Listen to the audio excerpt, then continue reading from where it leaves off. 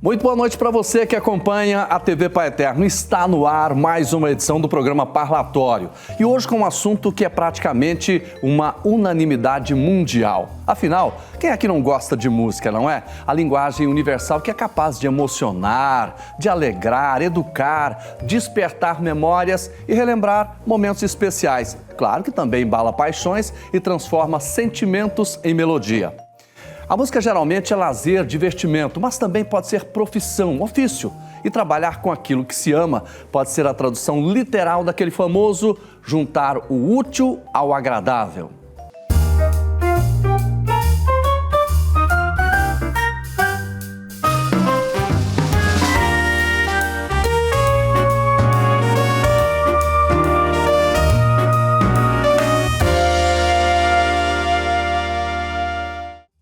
E para a gente conversar sobre esse assunto, eu recebo alguém que vive nesse mundo há décadas. O empresário, dono de uma loja de discos e amante incondicional da música, Jamilson Barros. Gente, o Jamilson Divino Barros tem 53 anos e é natural de Guapó, que fica aqui na região metropolitana de Goiânia. Mesmo pertinho da capital do sertanejo, nunca se identificou muito com esse gênero. Aos 12 anos, encontrou seu lugar no mundo musical ao ouvir pela primeira vez os britânicos do Black Sabbath. Ainda adolescente, foi office boy em um banco. Com 20 e poucos anos, juntou as suas economias e foi buscar a sorte lá nos Estados Unidos. Casou e teve uma única filha, que segue ainda morando por lá. Mas ficou por mais de 30 anos na América, sempre trabalhando com a construção civil. No final dos anos 2000, voltou aqui para o Brasil e pôs em prática o seu grande sonho, abrir uma loja de discos. Hoje, a American Music, que fica em Goiânia, é referência no segmento. Abriga cerca de 200 mil exemplares dos mais variados tipos e já foi visitada por astros mundiais, como o guitarrista Slash do Guns N' Roses. Jamilson, tudo bem com você? Seja bem-vindo, que bom falar com você. Tudo bem, meu querido, é um prazer estar aqui com você, vocês dando esse espaço aí pra gente, é um prazer imenso, meu querido. Vamos falar do que você mais gosta, de música, tá bom? Sim. Olha, e para você que está acompanhando... Estamos aqui para isso, né? Exatamente. Para você que está acompanhando, só para você ter uma ideia, eu vou repetir. São 200 mil discos que você tem. É vinil, todos eles? Sim. Eu acredito que tem mais de 200 mil discos, de todos os gêneros. MPB, rock, blues, jazz. Enfim, tem um montante aqui que eu guardo com muito carinho, né? Tá certo. Você guarda com muito carinho. Antes da gente começar a entrevista, a gente já estava conversando aqui. Você me mostrou um disco autografado por um grande nome do blues. Qual que é? Sim. Mostra aí. Esse disco é do Buddy Guy. Hoje, acredito que é um dos reis do blues, né? E eu acho que o Buddy Guy é hoje o mais importante vivo bluesman. Então eu tive num show em Boston e tive a oportunidade de pegar esse disco, né, autografado com o Buddy Guy. Ele autografou para mim, então eu guardo com muito carinho, né, o Jordevar. Isso aqui é uma preciosidade na minha coleção. Esse eu não comercializo. Nem pode, né? Olha, daqui a pouquinho eu quero que você vai falar pra gente, por exemplo, como é que você consegue esses discos de vinil, se você consegue produzir também um disco de vinil, mas daqui a pouquinho você vai falar isso pra gente. Mas antes eu quero voltar lá, você com 12 anos de idade. O que significa a música pra você? Olha, o Jordevar, eu sempre falo para as pessoas, a música para mim é tudo, ela me move, né? Eu sempre falo que eu sou de Guapó, e aos 12 anos, meus amigos todos gostavam de música sertaneja e aquilo não me agradava. Então, quando eu vim de Guapó, parei na rodoviária de Campinas ali, subindo a pé mesmo na 24, o primeiro sebo que eu parei ao lado da radiodifusora e que eu ouvi o Ozzy, eu falei, é isso que eu quero para mim. E de lá para cá é sempre isso, né, cara? Porque às vezes eu comento aqui com os clientes que não tem nada na arte mais forte do que a música. A música é uma coisa tão formidável que você não consegue ler o mesmo livro 500 vezes, assistir o mesmo filme 500 vezes, ir a uma peça de teatro, ver a mesma peça 500 vezes, mas a música você consegue e cada audição é uma emoção diferente. Então esse para mim é o ponto base de tudo, você está entendendo? O Jamilson, o primeiro disco que você comprou, então, foi do Ozzy Osbourne? Não foi ele, eu já tinha discos do Lulu Santos, que eu ouvi muito, os 3 primeiros discos do Lulu Santos eu consumi muito, você tá entendendo?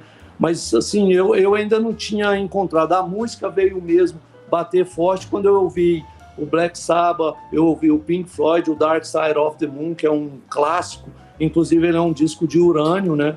Que é, disco de urânio é o disco que vende mais de 50 milhões de cópias, né?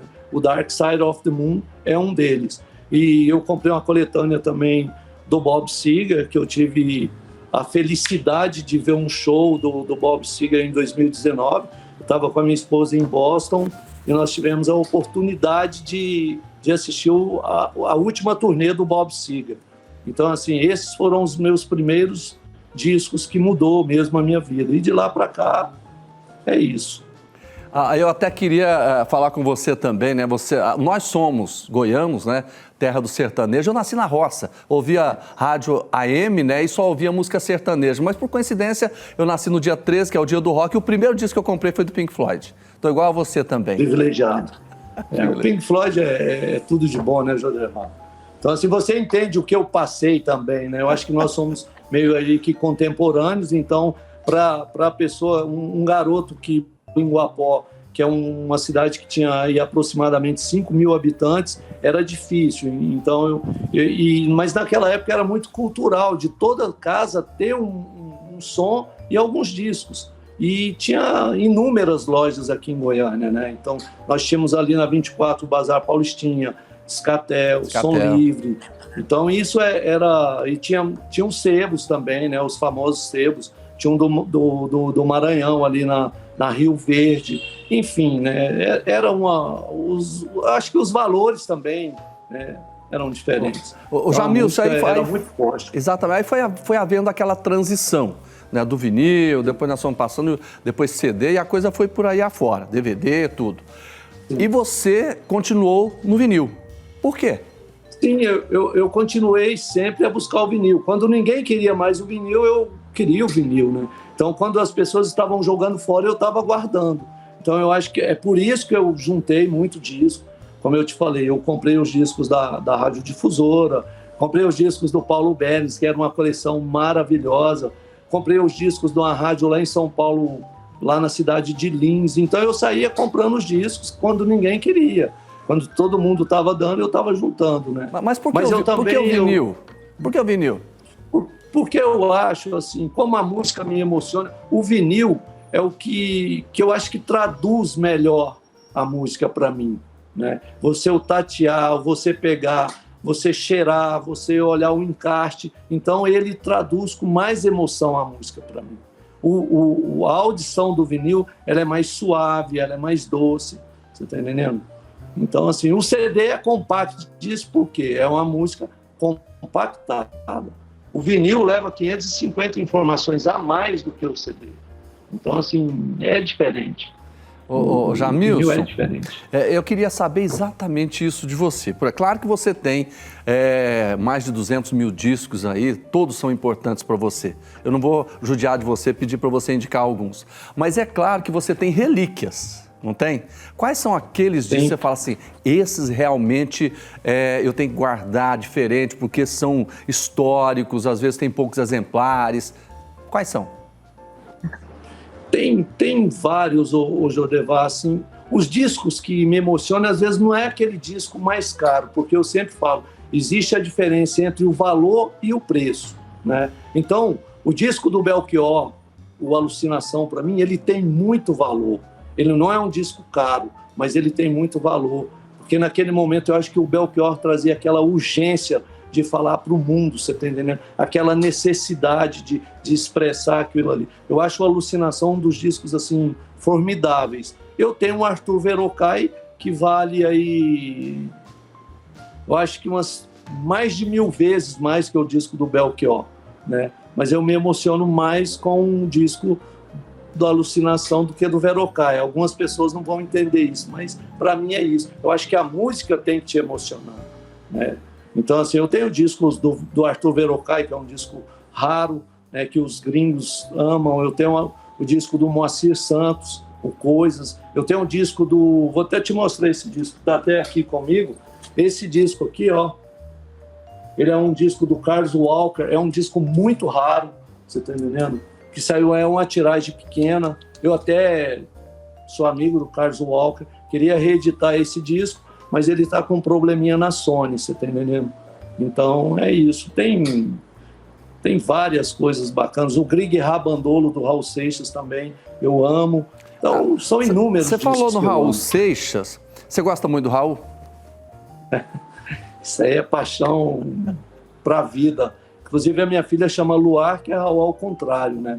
Então eu acho que o Raul, de todas as pessoas que eu já vi na música, eu acho ele um cara maravilhoso. Eu às vezes falo assim, você não fala que é o melhor, mas é o que eu mais gosto. Porque o Raul era um cara de muita leitura, Jodevan, e às vezes mal interpretado. Eu vou te dar só um exemplo. Pluct Plact Zum, que todo mundo acha que é uma musiquinha bobinha, é um texto de Joseph Pierre Proudhon, né? Que é ele baseou naquele texto de Ser Governado. E tem Por que os Sinos Dobram? Ele baseou em Ernest Hemingway, que escreveu O Velho e o Mar, e Por que os Sinos Dobram? Que ele fala da Guerra Espanhola de 30, né? Então é maravilhoso. O Raul Seixas, ele era de muita leitura, ele é genial. Ele é genial. Se ele fosse americano, ele estava entre os 5 maiores do mundo. Eu sempre falo isso, porque o Bob Dylan, ele é um cara que ele não é um grande guitarrista, ele toca uma base, ele canta não tão bem, ele canta meio anasalado, mas é um mestre para compor. Então, assim, por isso ele se tornou o Bob Dylan. Então, se o Raul, eu penso que se ele fosse americano, eu acho que a história seria diferente. Agora, você falou no Raul Seixas, você gosta daquela música O Homem? É maravilhosa. Aquela música é sensacional, é uma coisa... O Raul, o lado B dele é fantástico, Jodevar, você tem que ouvir. O Homem é de 1976, do disco há 10 mil anos atrás. É maravilhosa. É a 11ª faixa do CD, é a 6ª faixa do lado A. Que isso. Aliás, eu quero até pegar esse gancho aí. Eu estou percebendo que você tem uma memória muito boa. Né? Daqui a pouco, então, nós vamos fazer um pequeno intervalo. Eu quero trazer aqui, quero que você vai falar de datas de aniversário. Você falou aí, lado do disco, qual é a música, o ano que foi gravada, essas coisas todas. Eu quero saber essa memória fotográfica sua em relação. E também depois, quando tem um disco, por exemplo, que você quer muito, mas você tem como reproduzir esse disco, você faz isso. Daqui a pouquinho, então, a gente vai voltar para falar mais sobre isso. Pode ser? Ok, claro. Tá bom. Gente, nós vamos fazer um pequeno intervalo. Daqui a pouco nós vamos conversar muito mais sobre música, sobre rock com o Jamilson Barros. Não saia daí.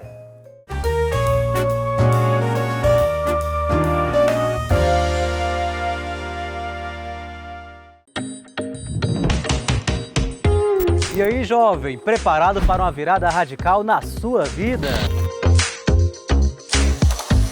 O Senhor conta contigo.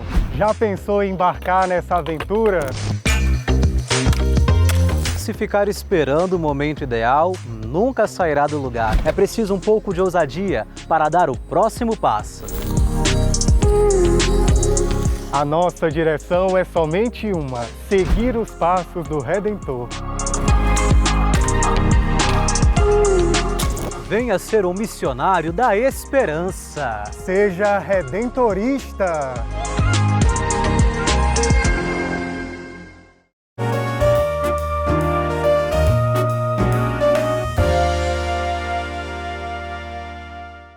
Oi, gente, o Parlatório está de volta e hoje recebendo o empresário do ramo musical, Jamilson Barros, que nós estamos falando, claro, sobre música, sobre rock. E esse entrevistado nosso, gente, você está vendo aí agora, ele tem mais de 200 mil discos. Mais que isso, um cara que conhece profundamente a música, especialmente o rock, um apaixonado pelo rock num estado que é essencialmente sertanejo. Jamilson, vamos começar a nossa sessão de perguntas? Vamos lá? Vamos lá, que ano que nasceu Raul Seixas? Raul Seixas nasceu dia 28 de junho de 1945. Faleceu no dia 21 de agosto de 1989, às 5 da manhã. Quem cantor de rock que nasceu no mês de julho? São vários. São vários. tem o Buddy Guy, tem Mick Jagger. O Mick Jagger é 26 de julho. Buddy Guy é dia 30 de julho. Dia 30 de julho. Os bons nascem em julho, né? Não é isso? Bem, eu acho que é uma controvérsia. Eu acho que os bons nascem em setembro. Tá certo, julho e setembro. A gente tá brincando, você que está acompanhando, é porque eu nasci no dia 13 de julho. Você nasceu em setembro, que dia? Eu nasci dia 15 de setembro. Tá certo. Aí eu vou te dar vou te falar alguns. O Freddie Mercury é 5 de setembro, o Roger Waters do Pink Floyd é dia 6 de setembro, o B.B. King é dia 16 de setembro, Leonard Cohen é dia 21 de setembro, a Amy Winehouse dia 14 de setembro. E se eu for ficar aqui... Já perdi para você. O setembro já bateu julho há muito tempo. Parabéns, viu? Que legal. Eu estou fazendo essas perguntas para você assim, porque eu queria saber por que essa memória fotográfica, por que você realmente se identifica em guardar na memória tantos dados assim? Jodevar, eu gosto muito de ler, né? Eu acho que o momento hoje que nós estamos vivendo é muito de Dr. Google, né? O Dr. Google, ele é legal, ele dá muita informação, mas eu acho que a informação não gera conhecimento. Então a nossa geração era de muita leitura, então eu consigo ler aí 10, 15 livros ao mesmo tempo e memorizar todos e te contar o livro, né? Eu acho que eu gosto muito disso. Então eu acho que é por aí. Eu sempre tive essa memória desde garoto, né? Então eu acho que é bem importante a leitura, né? E hoje o pessoal está deixando de ler. Eu acho que essas ferramentas que nós temos hoje, elas são interessantes, é óbvio que são interessantes, mas eu acho que gera informação, não conhecimento. Então eu tento buscar o conhecimento, você está entendendo? Legal. Jamilson, você tem uma loja de discos, não? Ela funciona aqui em Goiânia. Quando você quer um disco para colocar na sua loja, ou mesmo que você não tenha, talvez, que eu acho difícil, né? Você tem muitos, você faz impressão de disco, você produz o disco também? Como é que é? Sim, os discos que eu prenso, tem 3 fábricas no Brasil, que é a Polisson, que é no Rio de Janeiro, a Rocinante no Rio de Janeiro e a Vinil Brasil em São Paulo. Quando eu quero fazer uma reedição desse disco, eu busco a gravadora, eu tenho que pagar os direitos para a gravadora e editora para ele ser uma reedição oficial, para não me ter problema. Tipo, eu reeditei o primeiro disco do Terço. Esse disco é avaliado entre R$20 mil a prensa original. Aí eu faço a reedição e comercializo ele na faixa de R$150. Eu reeditei aquele disco do Guilherme Lamounier também, o 1973, que tem Será que eu pus um grilo na sua cabeça? Eu também reeditei, que é um disco raro também. Eu procuro reeditar os discos mais raros, que tem pouca prensagem, para que o consumidor possa ter o disco também, né? Que às vezes ama aquele disco, mas fica inviável você pagar 20, 30, 40 mil num disco, né? Então, assim, a gente procura fazer, eu priorizo fazer esses discos, você entendeu, José? Você falou aí 20, 30 mil reais num disco, é isso? Nós temos discos até de 150 mil, de 100 mil, por exemplo? Né? O Rosa de Sangue do Lula Corte, se você anunciar ele por 100 mil reais, em 30 segundos você fica sem ele. Ele é de 1980. É o cara que lançou o Pai Iberu com o Zé Ramalho, né? Que é um outro disco raro também. Agora, você falou do disco raro. Por exemplo, se você quiser fazer uma prensagem de um disco desse, é possível ou não? Sim. Eu tenho que procurar a gravadora que detém os fonogramas e eu tenho que procurar as editoras. Tipo, um disco às vezes tem 10 faixas e tem 3 editoras. Aí eu tenho que pagar tudo certinho. E aí eu tenho a liberação, eu pago a liberação para fazer 1000 cópias, 500 cópias, 300 cópias é o mínimo, você está entendendo? Jamilson, me dá mais 2 exemplos de discos raros e que têm valores também muito altos. Quais são, por exemplo? O Pai Iberu, o Arthur Verocai, o Geração Bendita, o Sound Factor, o Tribo Massari, são muitos, Jodevar. O disco brasileiro hoje, porque o japonês hoje gosta muito da música brasileira, então os discos brasileiros hoje são bem caros mesmo. Como é que Tem muitos. Como é que a gente pode explicar isso? Por exemplo, você falou no Arthur Verocai, você falou em outros nomes também, que são nomes desconhecidos do grande público, né? Sim. Me explica esse valor. Porque o que acontece? O colecionador, o amante por uma coisa, ele não tem muita explicação para isso, né? Você não consegue quantificar o amor que a pessoa tem. Tipo, às vezes eu vejo a pessoa falar, tem uma bicicleta de 100 mil. Eu não consigo entender, mas eu consigo entender um disco de 100 mil. Você está entendendo? Então, isso aí não tem muito, assim, não tem muita explicação. Se nós ficarmos aqui até amanhã, eu não sei te dar uma explicação lógica mesmo, não tem muita lógica. Quando a gente começou a conversar, eu perguntei ao diretor se a gente podia fazer um programa de 4 horas. Ele falou que não era possível, tanto tempo, a gente vai ter que resumir um pouquinho. A gente vai ter que trazer o vinil para o CD, né? Compactar um pouquinho mais, né? Pois tá certo? Pois é. Tá. Agora eu queria te falar uma coisa, queria te perguntar. Nesse mundo digital que a gente vive hoje, Jamilson, as pessoas cada vez mais procurando tecnologia, essas coisas todas, num estado sertanejo. A sua loja, como é que ela é recebida? Como é que é a procura? Como é que é a aceitação por parte das pessoas? Odevá, graças a Deus, a aceitação é maravilhosa, né? E eu sempre falo que a loja, ela me proporciona tanta coisa boa. Através da loja eu consegui fazer tantas amizades maravilhosas, você tá entendendo? E nós temos grandes colecionadores aqui em Goiânia. Engana quem pensa que aqui é só sertanejo. O rock aqui tem uma saída muito grande, tem inúmeros colecionadores aqui. Nós temos colecionadores aqui que eu te falo que são um dos maiores do Brasil. Então, eu fiz, assim, bastantes amizades, é uma coisa que me dá muito prazer e assim, a aceitação é maravilhosa. Eu queria que você contasse, por exemplo, o Guns N' Roses, claro, o mundo inteiro conhece, gosta, né? E o Slash, para mim, é um dos grandes guitarristas que a gente tem, né? Ele visitou a sua loja. Sim. Como é que foi? Conta pra mim. A Vanessa, a boss do Guns, que até foi uma das pessoas que resgatou o Axl quando na depressão, enfim, ela é brasileira, ela é de Santos, né? E ela é colecionadora de vinil. Então, o que acontece? Ela esteve na minha loja e ela até assustou. Quando entrou aqui, é uma loja grande, você está entendendo? Ela é uma loja grande, ela assustou muito quando viu assim. E ela encontrou um disco aqui na minha loja de uma banda chamada Jerônimo, uma prensa original que é raríssimo no mundo, né? Ela falou, meu Deus, eu não acredito que eu tô em busca desse disco há mais de 10 anos, eu a encontrar aqui em Goiânia. E aí eles vieram primeiro e depois ele veio, né? Ele veio depois para checar como que estava o ambiente.